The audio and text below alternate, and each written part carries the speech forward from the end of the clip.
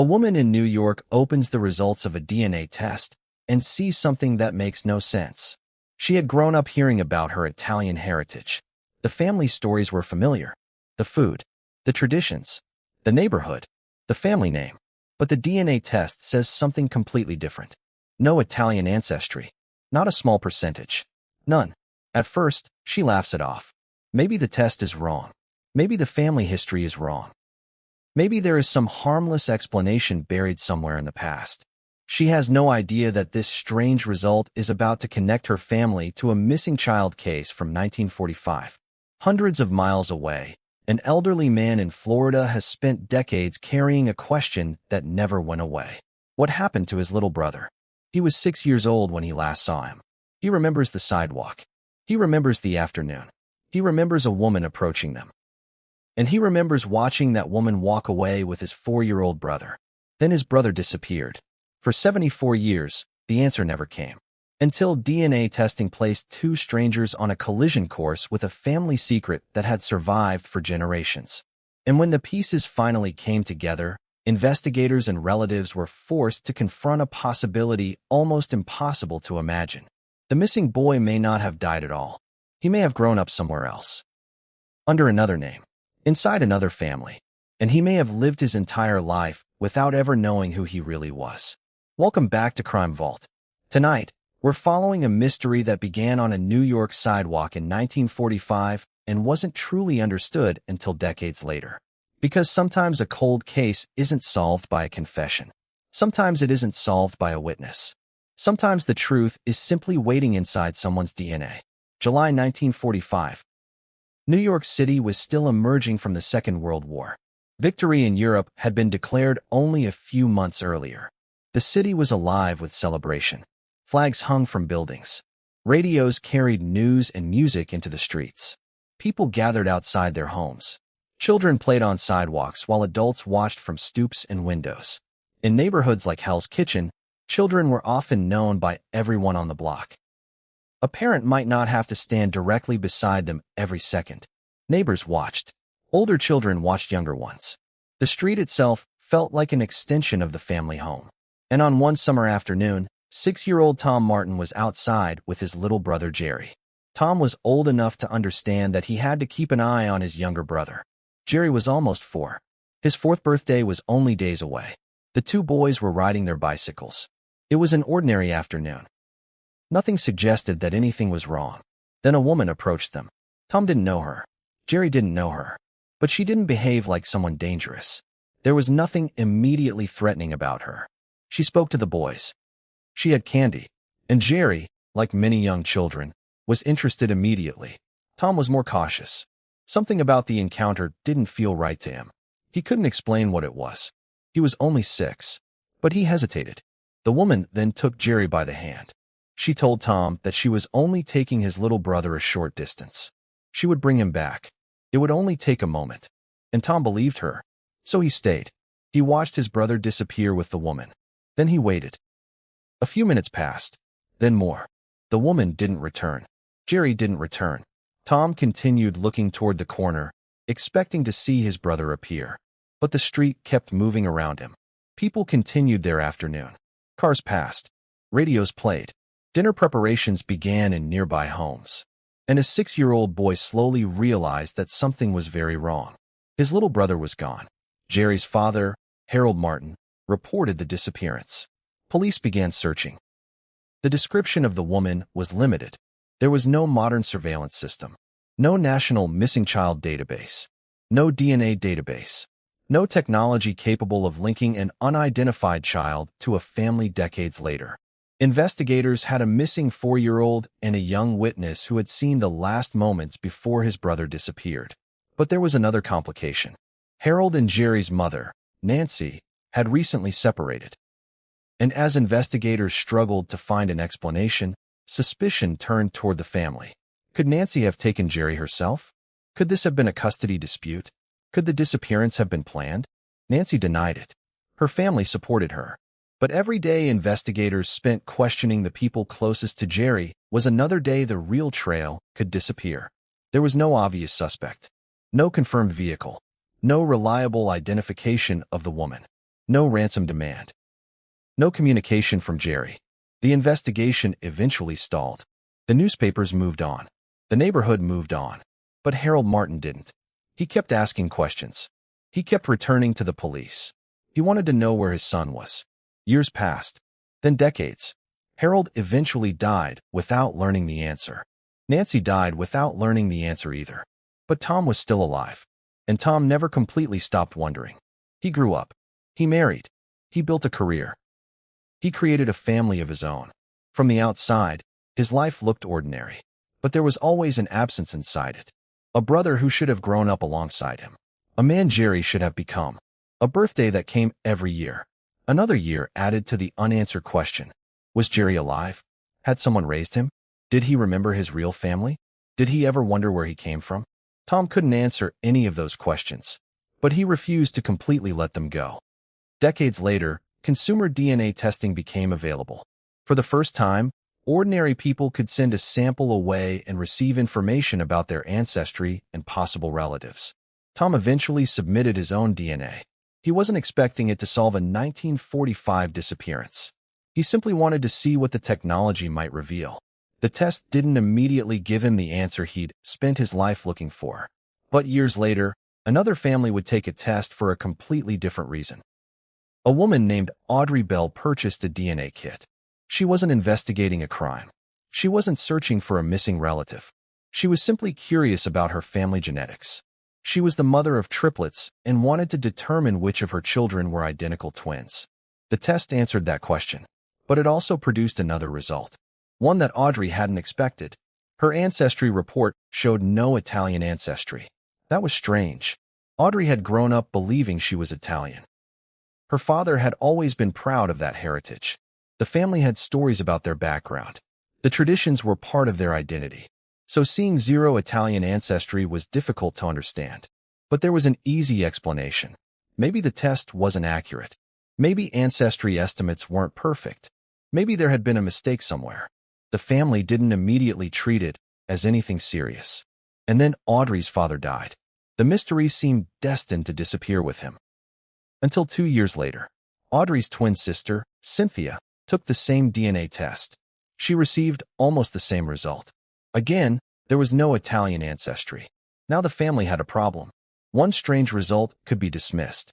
Two matching results were harder to ignore. Cynthia had also activated the feature that searched for potential genetic relatives. And then a name appeared. Tom Martin. The sisters didn't know him.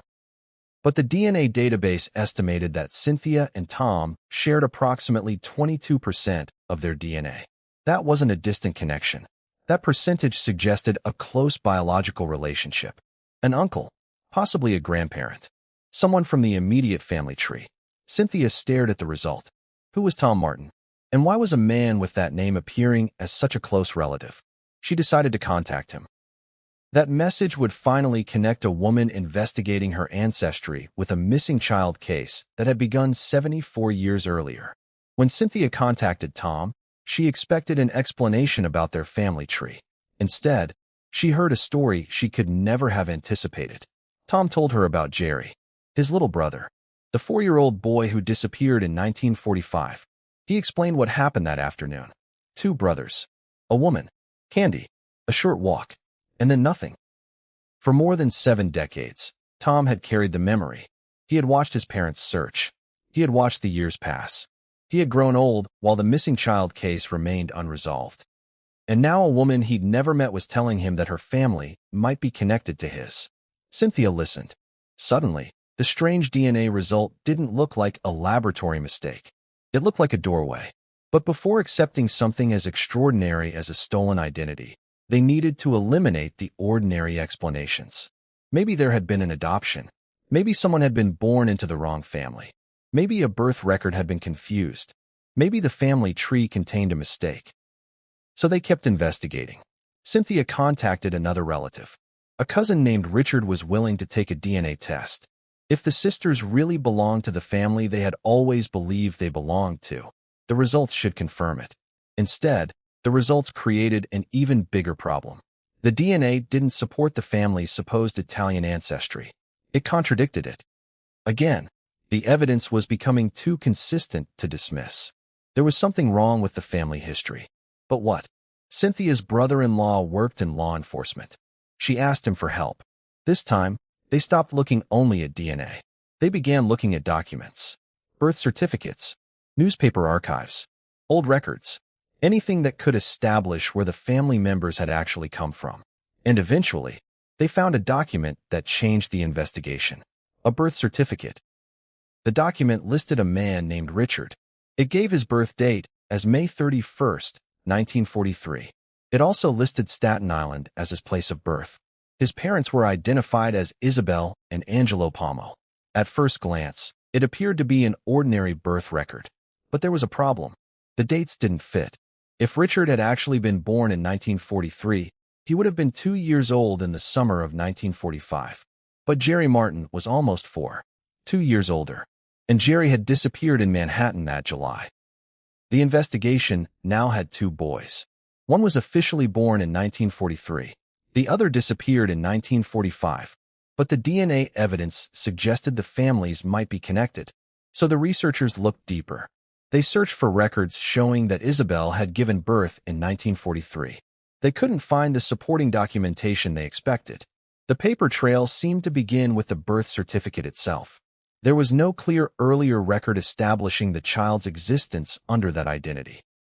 That didn't prove what had happened, but it raised a disturbing possibility. What if the birth certificate wasn't telling the truth? What if Richard's identity had been created after the fact? And if that were true, why? The family began developing a theory. They believed Isabel may have been facing a personal crisis in 1945. Her husband, Angelo, had been away during the war. He was expected to return. And according to the family's reconstruction, Isabel may have wanted a son waiting for him when he came home. Then, in July 1945, a 4-year-old boy disappeared from a Manhattan sidewalk. The possibility was chilling. Could Jerry have been taken and raised as Richard? Could the missing child have survived after all? The evidence still could not prove every detail. But suddenly, a 74-year-old disappearance had a possible explanation. And there was another question. Richard grew up believing the identity he had been given. He didn't know that another family was searching for a missing boy. He didn't know that somewhere in New York, an older brother had spent decades wondering about him. And he didn't know that the name he carried might not have been his original name at all. When Richard was 12, Isabel died. He was then sent to live with his uncle. He eventually finished school and built an adult life. But the family history surrounding him remained complicated. There was no dramatic confession, no final letter, no document explaining everything. The person who may have known the truth was gone, and everyone else appeared to maintain the silence. Richard grew up. He married. He had children. He worked. He laughed. He created the kind of ordinary life that Jerry Martin never had the chance to experience with his original family. But underneath the ordinary life was a question nobody knew how to ask. Who was he? The people around him may have known pieces of the story. They may have suspected. They may have understood more than they ever admitted. But the secret survived. Richard eventually died in 2017. He died without knowing that his biological brother was still alive. He died without knowing that people had spent decades looking for him. And most tragically, he died just as the technology that could have answered the question was beginning to bring the truth to the surface. Audrey had taken her DNA test that same year. 2 years later, the connection would finally emerge. Richard would never get to hear it. In late 2019, Cynthia and Audrey traveled to Florida. They were going to meet Tom. For Tom, this was not simply meeting 2 women who appeared in a DNA database. These women might be connected to his missing brother. They might be his nieces. And if the evidence was right, their father might have been Jerry, the little boy who disappeared in 1945. Tom's half-sister Mary also joined them. She had her own memories of the family. But she had never had the chance to grow up with Jerry. She remembered what the family had lost. And she knew how long Harold had waited. Then the photographs came out. Tom looked at pictures of Richard. And according to the family, the resemblance was striking. The face, the features, the expression. It was the kind of resemblance that doesn't need much explanation. But the physical similarities weren't the only thing. There were small coincidences too. Interests, preferences, things that felt strangely familiar. And then there was something more powerful than any photograph. The feeling of being together. After 74 years, Tom was finally sitting with people who could belong to the family he had lost. He had spent his life imagining what Jerry might have become. Now he was looking at the evidence that Jerry had actually lived. He had grown old. He had become a husband. He had become a father. He had created a life. It simply wasn't the life anyone in the Martin family had known about. There would be no conversation between the two brothers. No handshake. No embrace. No chance for Tom to tell Jerry what had happened after that afternoon. Because Richard was already dead. But there was something Tom finally had. An answer. His brother had not simply vanished from the earth in 1945. He had lived. And somehow, against impossible odds, his family had finally found him. The question almost demands a modern answer. How can a child disappear in broad daylight and remain unidentified for more than 7 decades? But 1945 was a very different world. There was no national missing person database. There was no Amber Alert system. There was no modern DNA technology.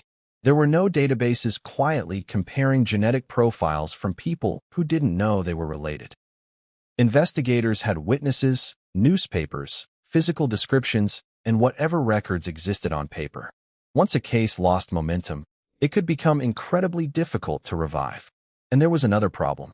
The family itself had no way of knowing what had happened. If Jerry had been raised under another name, nobody searching for Jerry Martin would necessarily recognize him. The person they were looking for might have been living a completely different life. That is exactly what makes this story so extraordinary. For decades, Tom continued looking backward, but the person who could eventually lead him to his brother was looking forward. Audrey wasn't searching for Jerry. She was searching for information about her own ancestry. Cynthia wasn't searching for a missing child. She was simply curious about her DNA. And Tom wasn't expecting to meet them. He had already spent most of his life with the assumption that he might never know the truth. Then a computer database connected them. A percentage appeared on a screen. A name appeared beside it. And suddenly, a mystery that had survived since 1945 had somewhere to begin. Tom never received the reunion he had imagined. He never got to sit across from Jerry as two elderly brothers and compare the lives they had lived. He never got to ask him whether he remembered the sidewalk, whether he remembered their mother, whether he remembered the bicycle, whether he ever wondered about the brother who had been left behind. Those questions died with Richard. But Tom did get something. Certainty. He learned that Jerry had lived. He learned that his brother had built a family. He learned that the boy who vanished had grown into a man who had been loved by daughters who never knew the extraordinary truth behind their father's identity. And perhaps most importantly, Tom finally knew that the disappearance wasn't the end of Jerry's life. It was the beginning of a completely different one. The circumstances surrounding that change may never be completely reconstructed. The family theory about why Jerry was taken remains a theory. The available records cannot answer every question. We may never know exactly what happened inside the house where Jerry was raised. We may never know what he remembered as a child. We may never know whether he ever suspected that something about his identity was wrong. But the DNA answered one question. The missing boy had not simply disappeared. He had survived. There is something almost unbelievable about the way this case finally came together. A 4-year-old boy disappeared from a New York sidewalk in 1945. His 6-year-old brother watched him leave. Their parents spent the rest of their lives without knowing what happened. One brother kept the memory alive. Then, 74 years later, 2 women took DNA tests for reasons that had nothing to do with a missing child investigation. One unexpected ancestry result led to another. A genetic match produced a name. The name led to a conversation. The conversation led to old records. The records raised questions. And those questions eventually connected 2 families that had been separated for generations. There was no dramatic police raid. No suspect waiting in an interrogation room. No confession that suddenly solved everything. The breakthrough came quietly. A DNA sample. A database. A message. And one person willing to ask, who is this man? That question changed everything. For Tom, the answer came far too late. But it came. His little brother had lived. Jerry had become Richard. He had grown up. He had children. He had his own memories, his own personality, his own life. And while he never knew the truth about where he came from, the people he left behind never completely forgot him. Tom spent 74 years carrying a missing piece of his childhood. He never stopped wondering. And eventually, the world gave him an answer. Not the answer he would have wanted. Not a reunion. Not a chance to recover the lost years. But proof. Proof that the little boy who walked around that corner in 1945 did not simply vanish. Somewhere beyond that sidewalk, he continued living. And that may be the most haunting part of this entire case.